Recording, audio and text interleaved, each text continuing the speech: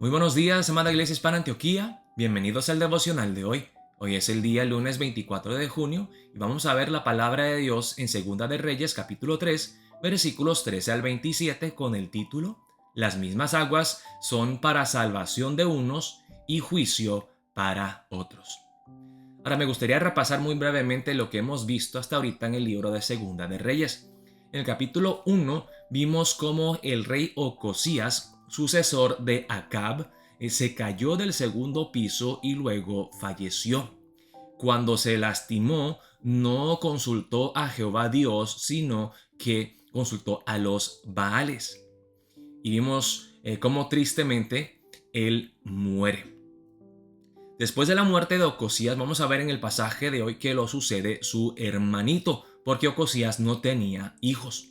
Su hermanito Joram llega a ser rey de Israel.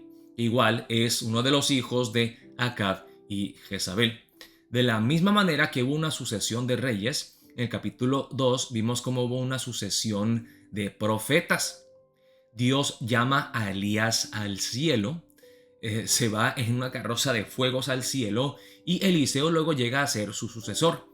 Y se confirma que Eliseo realmente es el sucesor de Elías a través de varios milagros, entre ellos la purificación de aguas malas, y luego al final del capítulo 2 vimos algo muy extraño, completamente inesperado, como 40 jóvenes se oponen a Eliseo y al Dios vivo de Eliseo, y al final son destruidos por osos.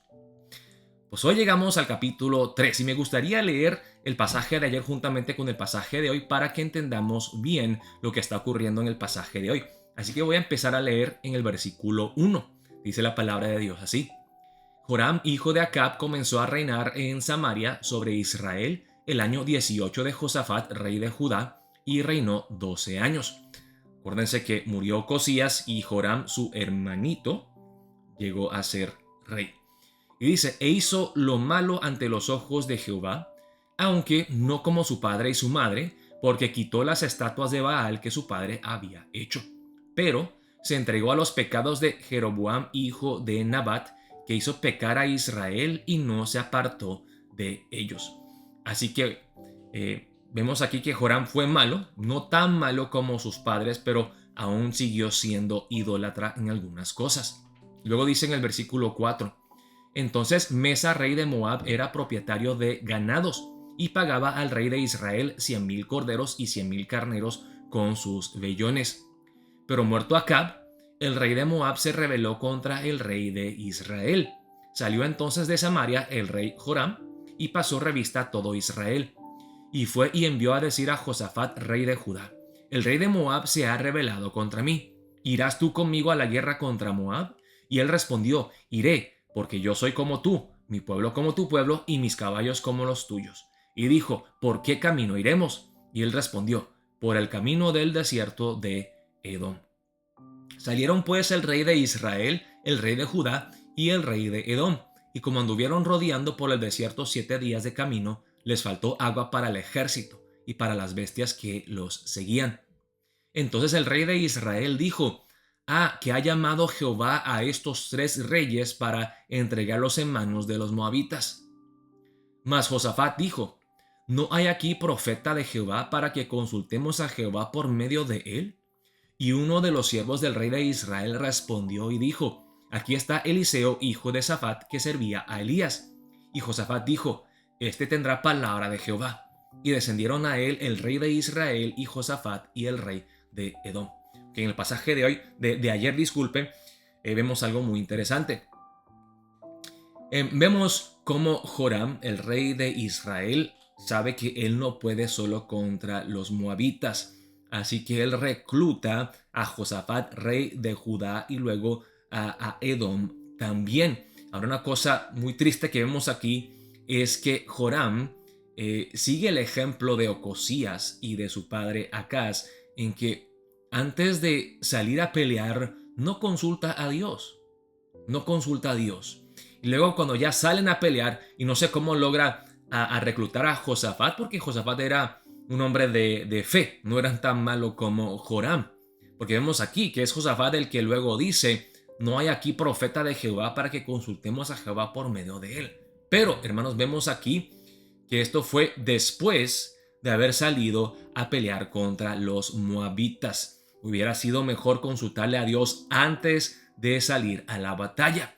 Pero cuando ya empiezan a tener problemas, están 7 días de camino y les falta agua, es cuando deciden buscar a Dios. Y no es Joram, sino que es Josafat. Tristemente, yo creo que nosotros también, hermanos, cometemos ese error. Cuando tenemos que tomar decisiones muy importantes, no oramos, no le consultamos a Dios. Tomamos nuestras propias decisiones y luego cuando las cosas no nos van tan bien, ahí es cuando nos humillamos y buscamos a Dios. No deberíamos de buscarlo antes, desde el principio. Pues bien, seguimos en el pasaje de hoy, en los versículos 13 al 27, y dice la palabra de Dios así. Entonces Eliseo dijo al rey de Israel, ¿qué tengo yo contigo? Ve a los profetas de tu padre y a los profetas de tu madre. Eliseo está diciendo, ahora sí me buscas a mí, ¿verdad? Cuando tienen necesidad y no tienen agua. ¿Por qué no vas y le consultas a Baal como han hecho tus padres? ¿Por qué vienes a mí? ¿Qué tengo yo contigo? ¿Por qué vienes a mí? Y el rey de Israel le respondió, no, porque Jehová ha reunido a estos 3 reyes para entregarlos en manos de los moabitas. Y Eliseo dijo, vive Jehová de los ejércitos en cuya presencia estoy, que si no tuviese respeto al rostro de Josafat, rey de Judá, no te mirará a ti ni te viera. ¿Qué está diciendo Eliseo? Ok, pues les voy a ayudar, pero no porque tú, Joram, eres un hombre justo y recto, porque mereces el favor de Dios.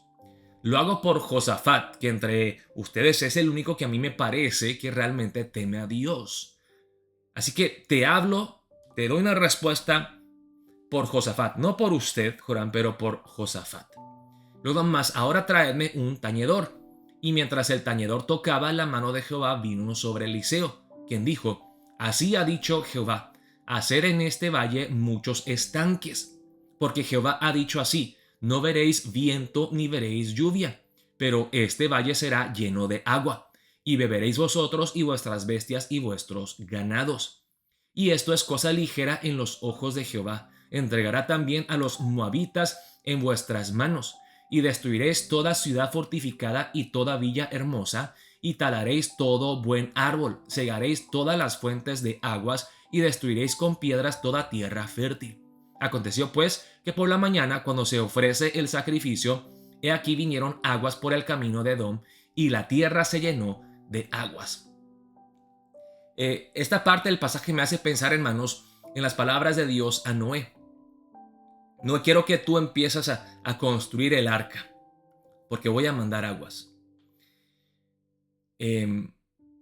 ¿Seguro Dios?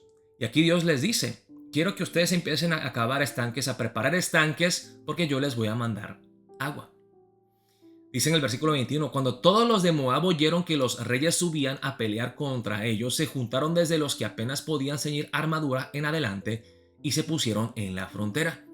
Cuando se levantaron por la mañana y brilló el sol sobre las aguas, vieron los de Moab desde lejos las aguas rojas como sangre. Y dijeron, esto es sangre de espada. Los reyes se han vuelto uno contra otro y cada uno ha dado muerte a su compañero. Ahora pues Moab al botín. ¿Qué pasó aquí, hermanos? Bueno, primeramente, los soldados de Israel, Judá y Edom necesitaban agua porque estaban en el desierto. Necesitaban agua para sobrevivir. Y Dios en su gracia, la gracia inmerecida, les dio agua para salvarlos a ellos. Pero esas mismas aguas, acuérdense que estaban en el desierto y había mucha sequedad. Entonces, lo más probable es que las aguas empezaron a arrastrar, a colectar mucho polvo. Y las aguas no se veían tan claritas, sino que se veían de un color así como café rojizo por la arena, por la tierra que traían las aguas. Y los moabitas viendo esto dijeron, wow, esto es sangre de espada, los reyes se han vuelto uno contra otro y cada uno ha dado muerte a su compañero. Ahora pues Moab al botín. Matemos a los reyes de Israel de Judá y de Edom. Pero cuando llegaron al campamento de Israel, se levantaron los israelitas y atacaron a los de Moab, los cuales huyeron de delante de ellos, pero los persiguieron matando a los de Moab. Y asolaron las ciudades, y en todas las tierras fértiles echó cada uno su piedra y las llenaron. Cegaron también todas las fuentes de las aguas y derribaron todos los buenos árboles, hasta que en Kir Hareset solamente dejaron piedras, porque los honderos la rodearon y la destruyeron. Y cuando el rey de Moab vio que era vencido en la batalla, tomó consigo 700 hombres que manejaban espada para atacar al rey de Edom, mas no pudieron. Entonces arrebató a su primogénito que había de reinar en su lugar y lo sacrificó en holocausto sobre el muro. Y hubo grande enojo contra Israel y se apartaron de él y se volvieron a su tierra. Pues algo muy triste aquí. Algunas personas que están del lado de Dios y confían en Dios son salvos por aquellas aguas, pero las mismas aguas de salvación para unos llegan a ser para la destrucción y juicio de otros.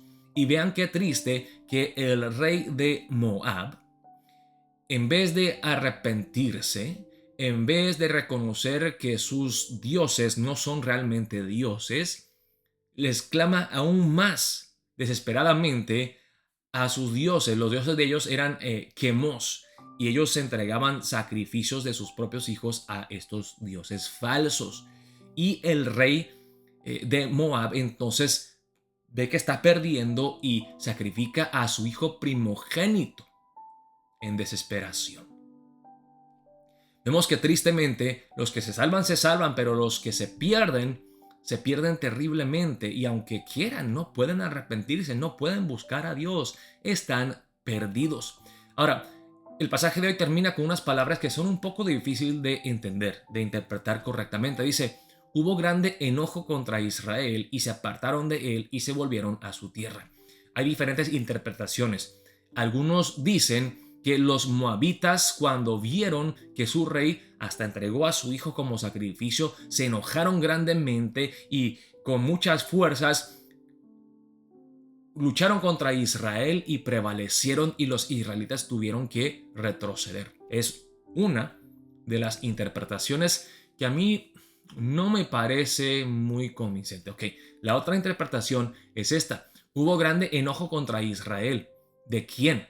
Algunos dicen que de Dios contra Israel, porque vemos cómo Joram no le consultó a Dios. O sea, Dios los rescató esta vez. Dios fue misericordioso con ellos y los rescató esta vez, pero siguió enojado contra ellos. Y el enojo de Dios, la ira de Dios contra Israel, hizo que luego ellos se apartaran y se regresaran a su tierra. La última interpretación dice que los mismos israelitas se enojaron grandemente al ver la atrocidad que cometió el rey de Moab al sacrificar a su propio hijo, y indignados por una cosa tan terrible, ellos decidieron regresar a Israel. Yo creo que la última interpretación tampoco es muy probable, hermanos, porque los israelitas mismos, ellos sacrificaban a sus hijos. Ellos seguían el ejemplo de los gentiles, y que ellos de repente se enojen por esto y que retrocedan no me parece muy probable. A mí me parece, hermanos, más probable, a mí, la segunda interpretación, que Dios aún seguía enojado contra Israel. Aunque Dios en su gracia los rescató, seguían de rebeldes y luego que se regresaron. Pero bueno, el punto principal, hermanos, de este pasaje es que las mismas aguas que salvan a unos destruyen a otros. Y dice la palabra en 2 Corintios 2, versículos 14 al 16. Dice así el apóstol Pablo: mas a Dios gracias, el cual nos lleva siempre en triunfo en Cristo Jesús, y por medio de nosotros manifiesta en todo lugar el olor de su conocimiento.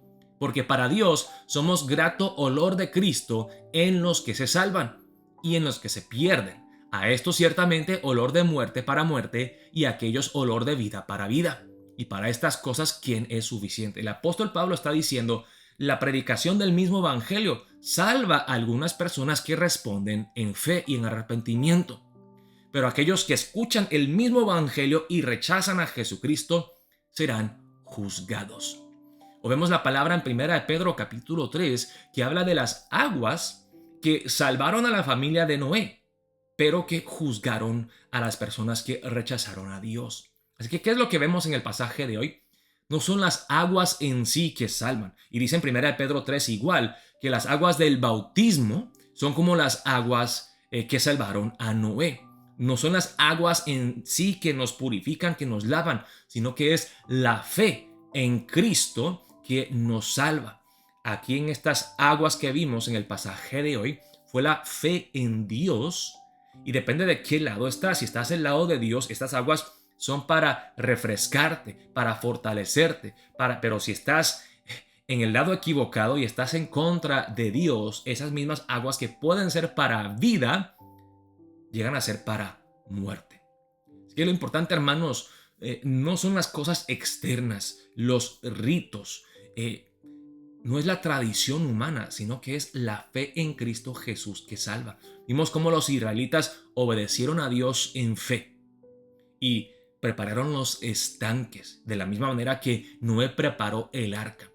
Nosotros escuchamos la palabra de Dios, tomamos muy en serio lo que Dios nos dice en su palabra a través de Cristo y nos arrepentimos en fe y nos preparamos para la segunda venida de Cristo, o vivimos como el mundo, completamente perdidos, obsesionados con los placeres efímeros y pasajeros de este mundo, no haciéndole caso a Dios, rechazando a Cristo Jesús, pensando que siempre habrá paz, y luego sufrimos la estrepitosa destrucción del mundo entero.